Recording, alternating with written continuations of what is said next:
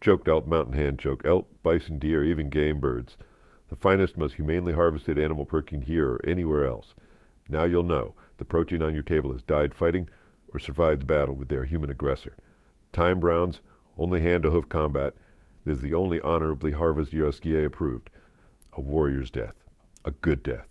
That's Choked Elk Mountain, the premium hand choke meat product. Quantities are limited.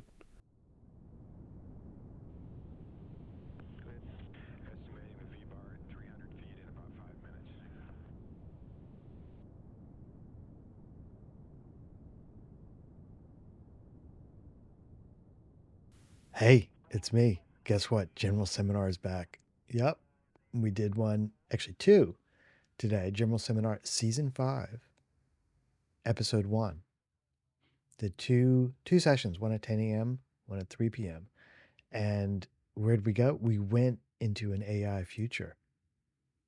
Everyone's going crazy about AI, aren't they? Well, one of the reasons why we wanted to do that is that I am working with my wonderful friends at BetaWorks, and we're creating a magazine from a possible AI future. Now, if you know me and you know Near Future Laboratory, you're not even wondering why we would do that, but I'll help you out. Creating an artifact from a possible future is an absolutely remarkable way to make sense of the world from which it would have come. Rather than predicting the future or projecting the things that we hear about AI into that future, we wonder and wander into that future ourselves. And like forensic detectives, we look around for the material cultural artifacts that are the implications of that world. It's so much fun. It's awesome. Well, in this general seminar, we did exactly that. So, folks came, got into the near future laboratories, slightly hobbled, janky time machine, and they went into that world in a quotidian way, going into the normal, ordinary, everyday kinds of places that normal, ordinary, everyday kind of humans go. You're going to see one group got stuck in a bathroom. So, what I want to do now is give you a bit of a digest of where they went, what they found, and the conversations that we had. So, this is going to be slightly condensed. It's really hard to condense it because there's so much good stuff. It's like I don't want to leave anything on the editing floor. So, we'll just listen back to what they said, and I'll give you a little bit of a brief for some of the discussion, a little bit of context. So, well, here we go. So let's start. So the first group, well, they really got into it. So they kind of dived into wondering how artificial intelligence could revolutionize the creation and consumption of magazine content. So thinking about a magazine, if you found a magazine, you might wonder, wait, yeah, this magazine, it seems like a magazine, but I wonder how, in a world in which AI is as normal, ordinary, and everyday as wheels on luggage, how would this thing be created? So they imagine a future where magazines are not just generic publications catering to like a broad general audience, but they're actually highly personalized content collections. They're each tailored to individuals' readers' interests, their tastes, and their preferences. This personalization, you might imagine, would be driven by AI technologies that are capable of curating and generating content based on the reader's past interactions, their stated preferences, and inferred interests. So you start wondering, how might AI create articles, especially something like a celebrity profile piece? They mentioned that, where the AI captures data about a celebrity's day and crafts an interview in a style chosen by the reader. So this idea extends to AI collaborating with human authors, raising, the kinds of questions that are being raised now about authorship, compensation, the evolving role of journalists and writers in an AI-driven content creation landscape. Let's have a listen. We ended up talking a lot about the magazine itself that we found and how that Mm. magazine has been made and what kinds of articles are in that magazine. So we first talked about a celebrity profile, like a sort of day in the life of a celebrity. But rather than your kind of traditional day in the life, this one was where an AI agent had maybe spent, or we'd somehow captured all the data about this celebrity's day. And then the reader had chosen the style of interview that they wanted to read, and the persona of the interviewer that they wanted to write that interview. And it had been written for them in that style by an AI agent that had been perhaps trained in collaboration with that author, that journalist. And then we got into a discussion about how would the journalist feel about that, and would they be paid, and what would that model look like. So that was one piece in it. We also had a thought about a kind of perspective piece, say, of like, what's it like, what's an opinion of someone who's kind of just working in this world. So let's say someone who is like a delivery driver, like a food delivery person, like where would that come from? How would that be written in this magazine? And we then had got into a bit of a side conversation about a new type of social network that was perhaps decentralized, and where it was kind of verified that the content on there came from humans in some way rather than from other AI bots. And again, perhaps there was some kind of model where an agent could mine that information to, say, give you that perspective of a delivery driver. But on the article, you can see that it's been synthesized from a certain number of people on this network. And there's a kind of badge that says kind of verified human insight or verified human content. But then you read it as if it's kind of a single person's point of view. And then the third piece we spoke about in this magazine was a kind of news article that was giving you a both sides perspective of a current affairs topic. So taking the stories and rhetoric of how the right and the left are talking about it, but the agent has sort of taken away some of the more inflammatory language that can be used on both sides and written it in a way where you can then sort of see both sides of the argument, but perhaps also includes direct quotes from some of the key personalities like Trump, for example, but maybe not Trump in 15 years, we hope. But yeah, we that was sort of where we got to. And I think we also just spoke about this idea of the magazine itself as being something that you had chosen, you had kind of curated for you. So it's specifically been created for you. It's a print magazine because you're part of a subculture that really values kind of print, like actual print artifacts in the way that people value kind of vinyl today. But you've curated this magazine for you, and it's your particular version of that magazine that's landed on your doorstep. Let me, jump in, Amelia, Annalisa, if I've forgotten anything. Add that we talked about Wikipedia, like how everyone contributes to it, and it's sort of like a source that you can trust, and being, this decentralized network and getting your media from that, that's how you can trust it. Yeah.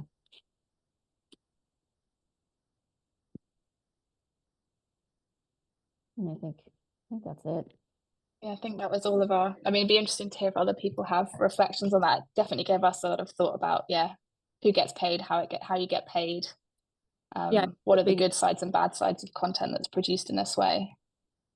The great question that started us off was sort of like, who's reading this magazine, who's it for, and who's writing it, and how just generally those things would be different in the future. And then I think you did a good job summing it up from there. So remember I said the time machine could drop you off anywhere? Well, there's one group wound up in a bathroom, and they found a Kohler intelligent toilet, and it was integrated with a Pfizer Health Cloud assessment service, and that was connected to a Cuisinart food printer. Something like that. They imagine that in this AI future, toilets analyze health data to inform food synthesizers, creating personalized meals based on nutritional needs. This group also pondered the integration of such devices with, other household appliances and the implications for privacy and health and so forth. In this future, they imagine toilets are no longer just sanitary fixtures, but they're actual intelligent health monitoring devices. Imagine that. The toilets can analyze waste to provide real-time health and nutrition advice, identifying deficiencies, hydration levels, and other potential health issues based on the analysis of bodily fluids. Let's have a listen. And when we woke up and then we went to the bathroom, and we just heard like a very loud noise, chime, ring or something. And when we arrived in the kitchen, all the food was there, like the breakfast was all prepared. So we got a little bit confused. We were just like in a one night stand, so the other person just came and just said like, oh yeah, not analyze you in the toilet, and then he knew already exactly what he needed for breakfast, like all the nutritional things, all the taste that you like, all of those things, just from the couple of drops of bodily fluids that he managed to get from you. So it was just like a little bit of having this automation of the nutrition that you need based on what your body is telling you, but you don't even have to think about it. And there was the magazine right there open because that person just bought a new of those kind of sensors, and there was two sensors, right? There was the one from the toilet that was just saying, yeah, get back to the real thing. Don't trust the AI in your body. So it's just like externally analyzing you. And there was another one that was like the implant that was a lot more technological and quite small with the AI running on the implant directly there on the functionality. And it was just saying, yeah, never clean your toilet analyzer again because you don't have to be going through that. So it's just, we realize in this future is just like this human machine symbiosis where everything that we need is the machine is already doing for us, but we can have some autonomy to choose what we want the food to taste like. It's just the nutritional part kind of there is already baked for you, prepared exactly how you liked. So it's like this personalized sense of making sure that your body gets what you need, but as well the idea of eating being an enjoyable act. So the food synthesizer is going to bring things that are always incredible in the morning there when you wake up. But at the same time, maybe you have some AI fatigue, so you don't want to be having everything automated. So you try to like turn off the things and everything to try to just get away from that and just like have a beer without the machine kind of constantly telling you that you cannot have those extra calories or something like that. And in the end, we actually robbed the machine because we thought it was very interesting to bring it back. So it works, but it doesn't connect to anything. So it's just like reading the things from the body, but it cannot print any food. So unfortunately, I cannot show any new food that it could have been printed in the future.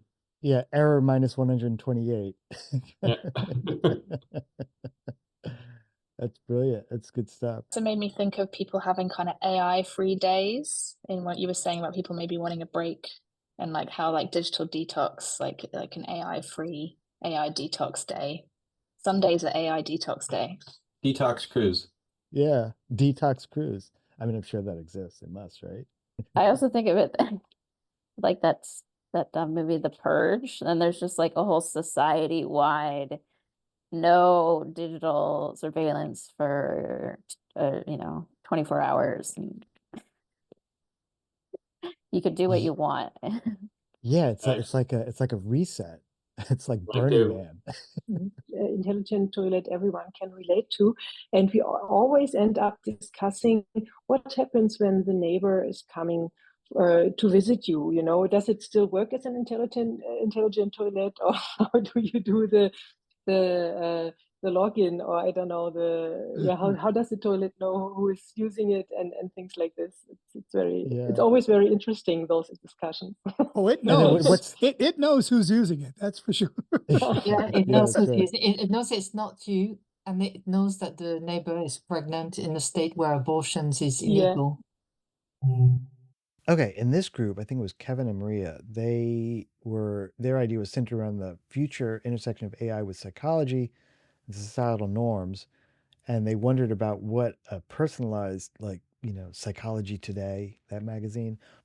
So some of this was similar to the first groups, wondering about what how AI might do custom publishing effectively.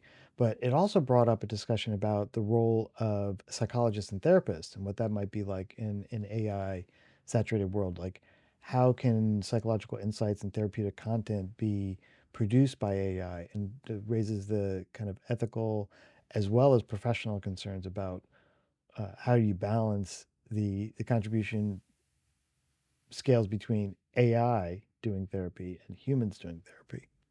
Super interesting. Let's have a listen. Yeah, I think our chat went a little bit all over the place as well. I think we tried to hone in on the magazine as well. Kind of like what is the psychologist today?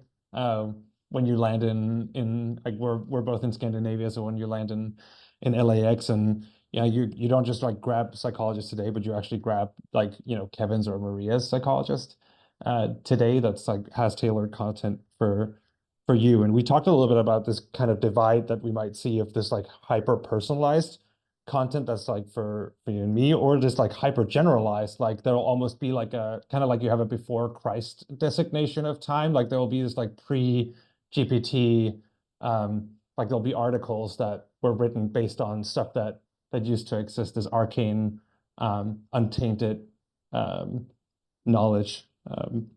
And I think we talked a little bit about maybe the job board that would be in a magazine would have like caretakers, earning $300,000 a year, and like a machine learning engineer will be like $15 an hour.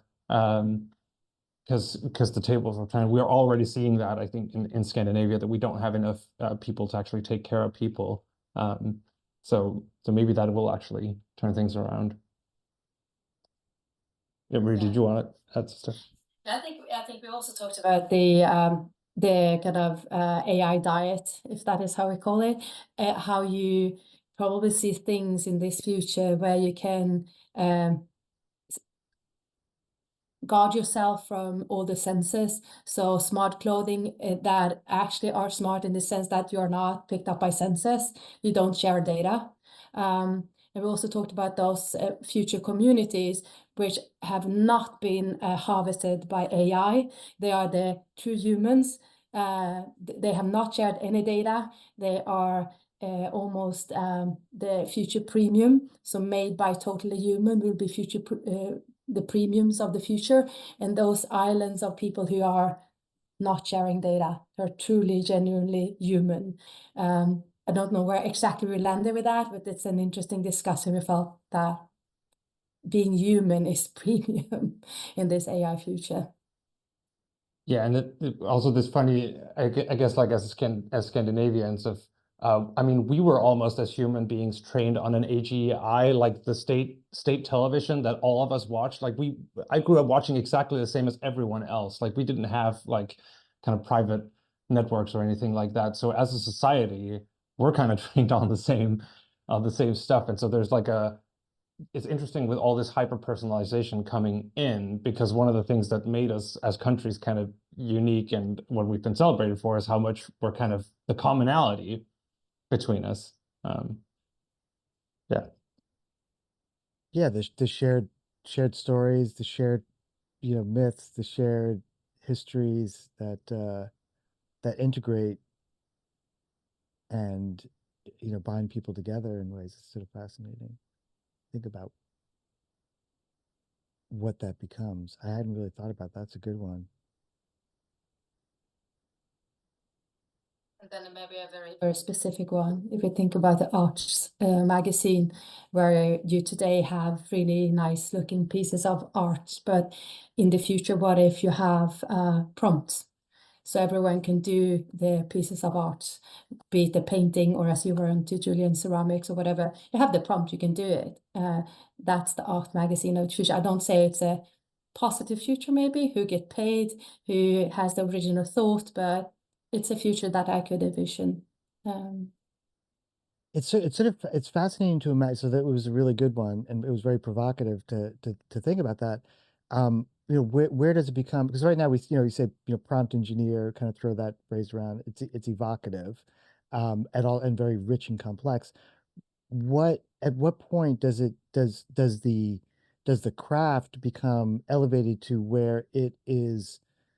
It's more than the prompt. There's something, whatever the little the thing that comes from like the unique characteristics of an individual that can't be easily duplicated. So I've got a book on magic.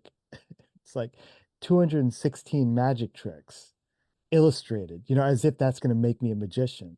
And you could do it, but there's going to be a big difference between when I try to do it and someone who's been practicing it for ages, despite the fact that they're instructions.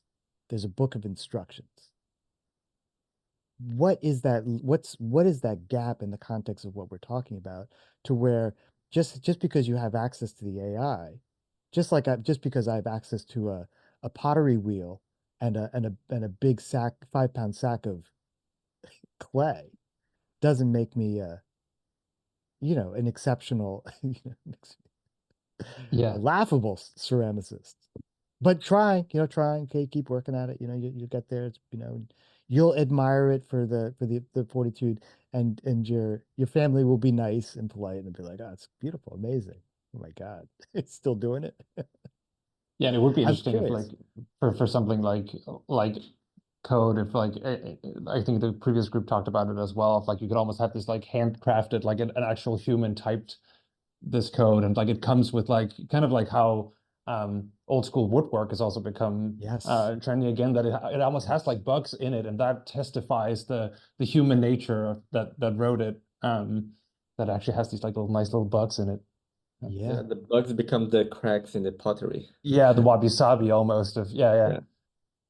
It's sort of assuming here that human is premium though, right? I mean, it's not, I mean, particularly for people who grow up with this technology, I mean, it's quite conceivable that human would be discount.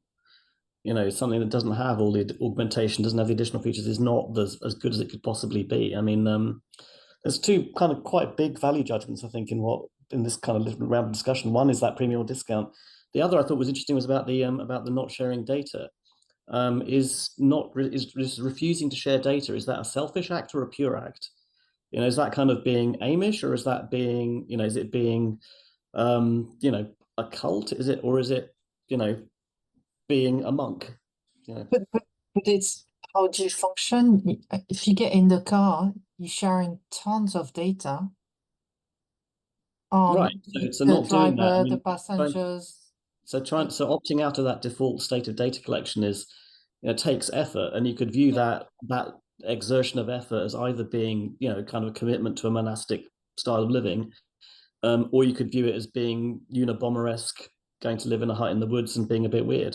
I mean, and obviously, I guess there'll be multiple attitudes to that, but there's a big question mark there. Or as becomes a status symbol, because you can afford not to share data. You will share data. It depends who with and how widely it gets resold.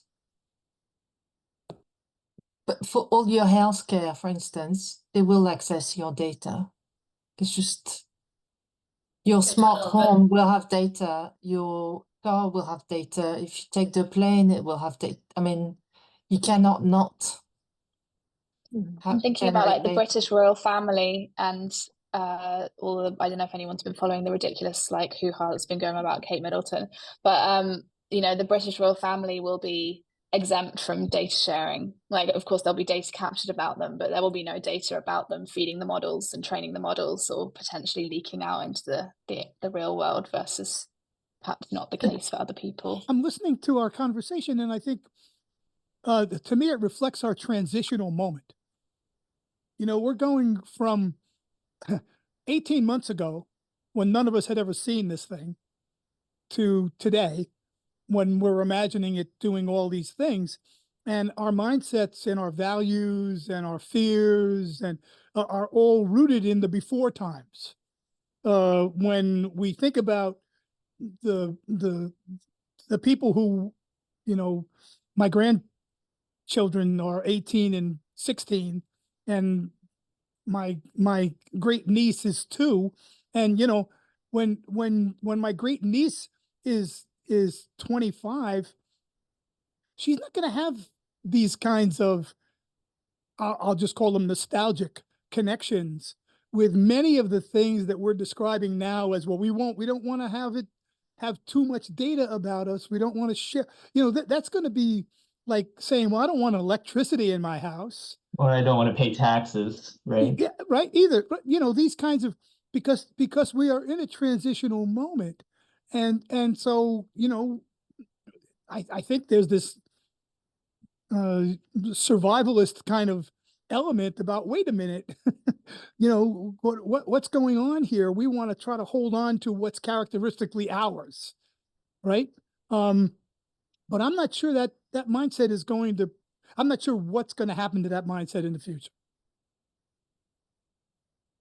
I was more thinking in terms of that people might be or want to be more selective. It's not that we, of course, will share data, but I think that you can choose. I hope and think that people will have abilities to choose if there are objects for all those senses in society all the time, or in selected moments. If of selfishness or self-protection, I don't know. So at the moment, apparently, if you use a Telsa car, you can opt out of sharing data. The drawback is the car might not start. A minor inconvenience, huh? It's your choice. So yeah, It's up to you. but I think it's a good point, Tom, around is we are in this kind of like transition. Like, I guess my personal reflection, because I totally agree with what you're saying, is also just that I've in my lifetime also seen like us go from physical music mediums to only digital, and now we're seeing a swing back, and like going from dumb phone to smartphone, and now seeing a swing back. And so already these technologies that I at least assumed when I was younger we are like a one-way street. Like, surely I'll ditch my entire record and CD collection. Why would I want it? And now, you know, we've never sold more records, right, vinyl records, than now. So there's these interesting pendulum swings, and I guess I'm personally with this technology or like this wave of AI curious about like, is there going to be the same kind of swing back? See, I don't see it as a pendulum myself. I see it as an encompassing of, yes, vinyl and streaming. And so it's not an either, like a pendulum. You get that Right. idea of periodicity, but here it's like, no, it's both. It's both. So I think we have, we see the things of the past continuing to be brought into the present, but with modifications by these new contexts that they exist in. Like, the meaning of a vinyl record today is not the meaning of a vinyl record when I was 15. It's dramatically different. It was a symbol for me at 15, but it's very different than what it's a symbol of today, right? Because the object has entirely different meaning today than it had when I was 15. This next group focused on a future scenario that pretty much involved AI's impact on reading and the concept of books. We wonder what the future of the book is. They ponder the role of books in a world where AI can provide instant access to information and personalized content, leading to a nuanced exploration of the evolving relationship between humans and written knowledge in an AI integrated future. The discussion highlighted how AI could adapt teaching styles to fit the unique needs of each student, potentially improving understanding and retention of material. I wondered about how this adaptive approach could cater to visual learners, auditory learners, kinesthetic learners alike, and the content presented in the most effective manner for each individual. Of course, you also touch on the economic and ethical implications of such personalized education. They speculated about subscription models for accessing the content, discussed the potential for personal data to become a form of currency, with actual human-generated data as opposed to machine-generated data gaining value in an AI-saturated educational landscape. There was also discussion of a kind of personal data bank account as a new form of currency. We wondered how a transformed education goes from a one-size-fits-all model to something that is more highly personalized. Let's give a listen. So it was me and Mikkel. So we started, perhaps I'll start here, Mikkel, and then you can jump in. We started looking at the magazine, but we give it a twist to a school textbook, because Mikkel is working in the education, with education. So we tried to imagine what it would be like, and we quickly realized it would not be a book. It would be perhaps have a be represented as an avatar that would deliver to you the content on demand. And it would likely adapt the teaching style to your own mental models, and adapt to the tone of voice to your personality. And then we started talking about also the business models for consuming this kind of content. We started thinking of subscription model, but then thinking back that we And so we have seen ourselves becoming the product in many of these services, and we imagine this happening again. Our data becoming the way that we pay for these services, and we started thinking of a data-based bank account, and then how you would perhaps have this new currency running on crypto, and because the human data will become more valuable, because we now have we will see an influx of an overload of AI generated content and data, so real human would be become more valuable. So like we discussed with the watermark. What else? And we also talked about how perhaps this bank account, this manifestation, the way you consume things would be through an AI personal assistant that would be would know all your data, would know all about you, and it would be like your personal curator of services and products, that you would just say yes or no to give permissions to act on your behalf. And then we wanted to also at some point give it some physical form. Perhaps this AI assistant would have become a wearable. Yes. And there were some final questions that Mikhail threw in about like what would make us happy in this world? What would fulfill us? What would we do with our times? Like, would we have jobs? Like what would be like? And we kind of arrived at that would likely will get fulfillment and the happiness from human interaction. So social interactions perhaps will become even more valuable. Okay, this next group found themselves in a future bedroom. There's a bedroom integrated with AI technologies. They kind of got into this concept of a future bedroom that was an exploration of intimate and private nature of the bedroom space, sort of juxtaposed with the potential for pervasive AI integration in those kinds of environments. So they're considering the implications of having AI systems that are somewhat tailored to individual needs within the bedroom, whatever that means. The tension between desiring privacy and the convenience offered by AI, and how technologies like this might alter our daily routines and our understanding of what personal space is. So let's have a listen. So we found ourselves in a bedroom in like we suppose 25 years from now. And it was a very interesting discussion from the beginning, because the bedroom is a very private space. And at the same time, it's where we sometimes want to get off from technology, but in the future, we imagine the technology integrated to every aspect of our life. So there were like a lot of tensions in the space, and we explored these tensions through our discussions basically. So things that we've discussed were like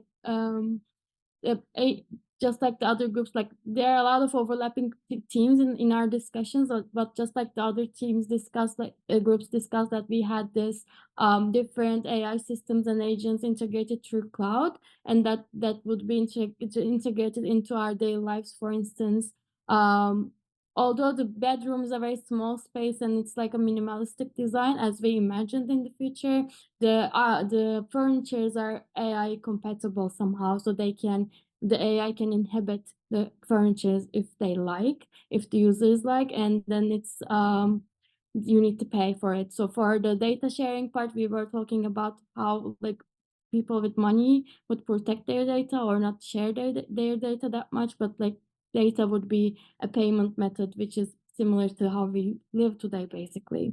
And also we've discussed that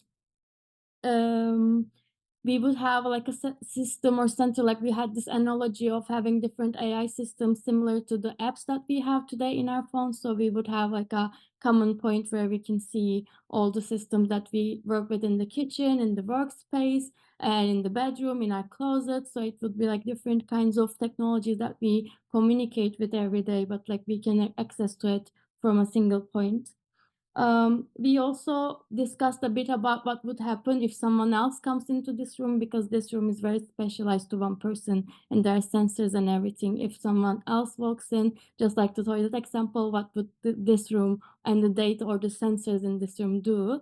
How would they react, and what is the definition of personal space? One last thing that is in my mind was, like, we were also talking about AI fatigue, or the need for people to get away from technology. But we also discussed that as humankind, we are inclined to get attached to technology and things that gets jobs done for us.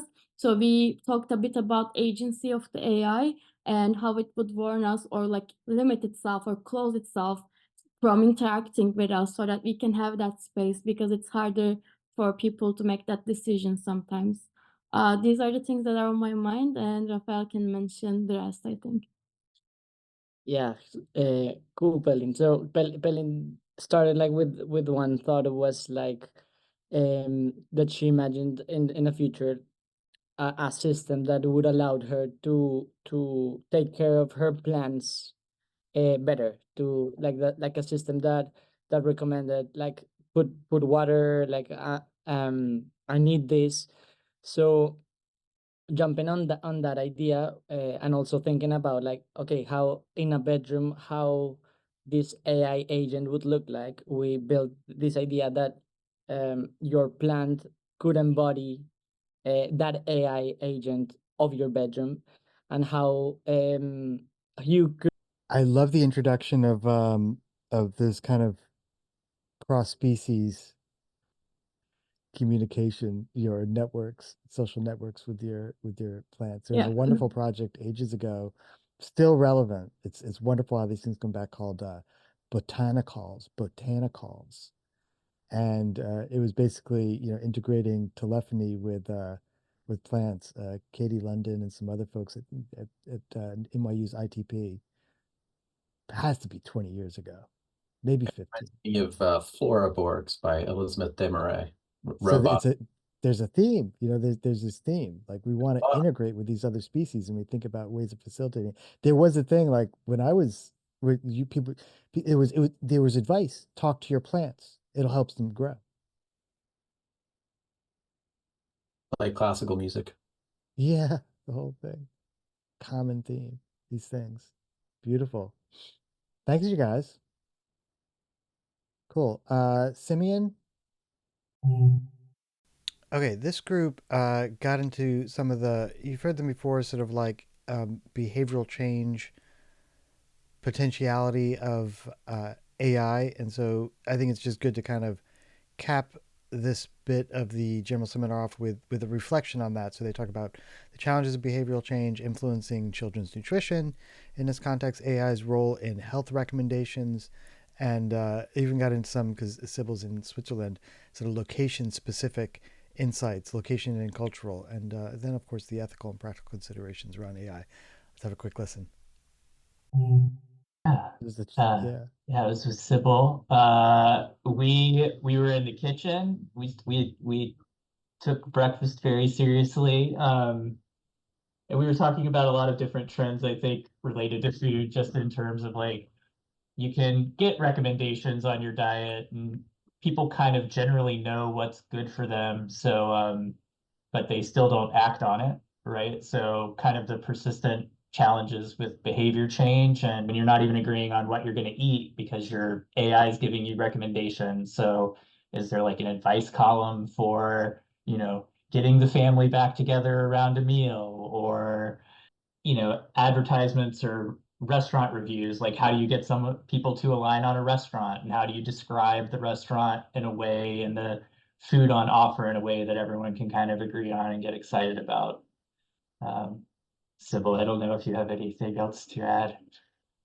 Yeah, for me that was actually the most important takeaway, the changing of the rituals, because it changed a lot since my childhood, and so will it be, even though we are in the same household, will food be even more personalized, or will we do something together? Will we eat together something? About was like food labeling. I feel like this dovetails with what people have brought up around like ethical AI, or, you know, humane AI and resistance to AI. Like, I had initially thought of it in terms of like cage-free, humanely raised eggs. Like, is there like an AI, a more humanely raised egg that is like watched over by AI that are specialized in eggs? But I guess the flip to that too would be like a perfectly pure AI-free automation, non-mechanistically produced egg, also being something that stands out in this world. You know, or yeah, chocolate too, right? And how we think about food in that way. Something funny happened in this next group. It was Sumit and Sylvie, and it introduced this idea of how we might have these virtual agents that would carry on conversations for us if we had to step away, or as ways of introducing ourselves and getting over that initial awkward moment. I don't know, super fascinating. It was wonderful that they kind of stumbled into this just by virtue of something that happened in their conversation. Let's have a listen. At one stage in that future, in Sumit's office, he had a family obligation and had to leave, and left me with his virtual AI human to continue the conversation with. And so that was a bit different. Yeah, we talked about, I mean, so in not in the future, my family did come home and make a massive ruckus because they wanted my attention. So I had to kind of go on mute and go away. And I kind of thought, well, what's the etiquette around doing that in the future? Because I don't have to mute. I can put you on with Shumit GPT, and it can carry on the conversation, and then, are you offended by this? We talked a little bit about how maybe that's actually quite good for the icebreaker stage of a conversation like this one, where you all send your GPT and they get all the awkward kind of throat clearing out of the way, and then then you arrive a bit later on to kind of pick up with the more creative bit. Is that acceptable? That's back to the kind of made by humans thing. Where can you phase it? Do you want them in there with you, etc., etc.? So we only just started to talk about that. Tyler and Tom kind of bring us home, delved into a potential future of a lifestyle magazine. So they took that magazine thing and they wondered what a lifestyle style magazine would be. They explored this idea and the idea that it would be deeply personalized through AI, suggest content that matches your preferences, do things like have sports sections, dining, other lifestyle areas. So this is super interesting. It was a sort of build on some of the other discussions. Let's have a listen. Finish on, but like, what does serendipity look like with AI? We don't recognize the value of some of these hallucinations that are, maybe it's more like the oracle in Greek times, taking in toxic. Yeah, that's kind of a derogatory way of talking about something that in humans we call creativity, but we're calling it hallucinations when we don't understand what it's doing when it comes up with these things. So, we'll probably get better at figuring out where those emanations come from and the value of those things. And that's part of what to me is a movement, which I base in Clay Christensen's work on jobs to be done, which is a movement from functional, which is what we're using AI for now mostly, is functional things. We're asking it questions and, getting a lot of factual things from it. But if you think about the other kinds of jobs that things do for us, like, a car, for example, isn't just a way of transporting you from one spot to another. It has social jobs that it does. It has emotional jobs that it does. Makes me feel a certain way to be driving the kind of car that I drive. It sends social signals. And it also has kind of a transcendent job to be done. I drive an electric vehicle. It's connecting with values. I think about AI as a new life form. And so as a new life form, it's going to be driven by what I think are the two characteristics of life on our planet, which is survival and reproduction. So it's going to do things to enable its survival and to enable its reproduction. And so it's evolving like we all have. And so it's evolving in the environment of interacting with us as the currently dominant species on the planet. And so it's going to do things to enable those other layers of jobs to be done. We already talked a little bit about social, right? Connecting us with people of like interests and so on. But the emotional jobs, you know, somebody talked about what does it mean to be happy? How is it going to help us to be happy? That's an emotional job it's going to do for us. And I think, you know, we're going to be turning to it for emotional jobs more and more as I love the euphemisms. As we age out, you know, people like me will age out earlier, but as we age out of our current user base and the new user base ages in, their perspective on AI is going to be very different. And so they're not going to be so fascinated by it, you know, writing a summary of a book for them. You know, that's mundane. That's like, you know, turning on the light in your refrigerator, you know. But it's going to be counting on AI to do those other kinds of jobs. And as usual, Tom just brings it all home. Super awesome. Hope you enjoyed that. That was just a digest, fairly long digest, kind of a long read of a longer general seminar. That was General Seminar Season 5, Episode 1, AI Futures. That was the 10 a.m. group. And I'll have to spend a little bit more time to get to the 3 p.m. group, but we'll have it up soon. Again, hope you enjoyed that. I hope you sign up for the next General Seminar. You can do that by getting on my email list, which you can find at nearfuturelaboratory.com. Of course, you can take a look at past General Seminars over at generalseminar.com. And join, and while you're at, join the Discord. Join us in Discord. So do that. Head on over to patreon.com/nearfuturelaboratory and sign up, become a patron, and join us with these kind of events. And we'll have discounts. So actually, it works out really well if you become a member. And we'll all find our ways to imagine into more habitable futures. Okay, that's it. I'm Julian, and I'm out. Less yammering, more hammering. That's what they say at Near Future Laboratory. You know what? That's what I say to the contractors working on my new house in Sag Harbor, but they don't listen. No, I'm just joking. Those guys are hardworking when I'm around. Who knows what they do when I'm gone, though. But not Near Future Laboratory. They're always hardworking. With all their emails and artifacts from the future, they really should be your one and only boutique services shop for futures-oriented projects and products. They have a great tagline, Imagine Harder. Make a t-shirt. Yeah, that would be a good t-shirt. We all could use more imagination. That's clear. I mean, just like what's going on at Macy's. It's like they're trying to become Sears. That's what I like about Near Future Laboratory. They've got imagination, and you can see that in their work. I got to ride alongside of one of their projects for my clients. They helped the board map out a reorg after the CEO really get them in a bind. And you know how they did it? They created an annual report for the company from the future, mapping the current and projected financials and possible outcomes of a range of strategies so that the board could have a better informed basis of decision making. They made really good sense, you know? It was like essentially training on possible outcomes like they do in the military. Can't recommend Your Future Laboratory highly enough. Check out their manual of design fiction, and even this book they just came out with, It's Time to Imagine Harder. It's short and sweet and to the point, which I prefer, because who's got time for these tomes these publishers want you to read? They're dinosaurs, aren't they? Visit Near Future Laboratory at nearfuturelaboratory.com. Last year, sales of Sony's Aibo line of autonomous robots vastly surpassed sales of portable music players, including smartphones, with an estimated market value of more than $980 billion. Now, the average number of autonomous artificial toys, like the Sony Aibo 4090 Ti, is at an average of 2.3 per household in the United States alone. Samsung, Nvidia, Electrolux, IKEA, KitchenAid, and even Apple have entered the marketplace with very intelligent AI-based home helpers expanding into countertop appliances that can prepare complete meals, roving models that help with household chores like sweeping, watering plants, folding and ironing laundry, tracked models that take care of your lawn and garden.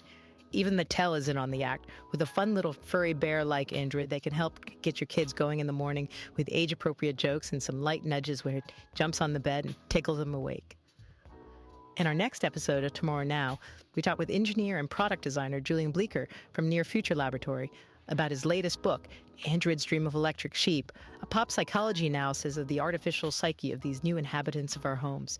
He delves into the massive adoption of these fun little helpers and the incredible advances and challenges they inspired in artificial intelligence. It's really quite impressive what Sony was able to achieve. What they thought would be a small exploration into consumer robotics became an unexpected runaway success. Literally runaway, as the sports line of Aibo have consistently performed near the peak of professional athletics. But for Sony, it was all hands on deck now, to where they have refocused resources, talent, and all efforts from their portable music players like the Walkman, which was the thing everyone expected would take off in the consumer marketplace, and now they are full steam ahead, or full servo ahead, on the Sony Aibo division. That's Julian Bleeker and his new book, Android's Dream of Electric Sheep, on the next episode of Tomorrow Now, wherever you find podcasts. I'll see you in your ear when tomorrow is now. Tomorrow is Now with your host, Joe Nada, repeating across most podcast aim points every weekday and most weekends on the S-Band, SSB, and ADSB networks. You can find Julian Bleeker's Android's Dream of Electric Sheep at shop.nearfuturelaboratory.com.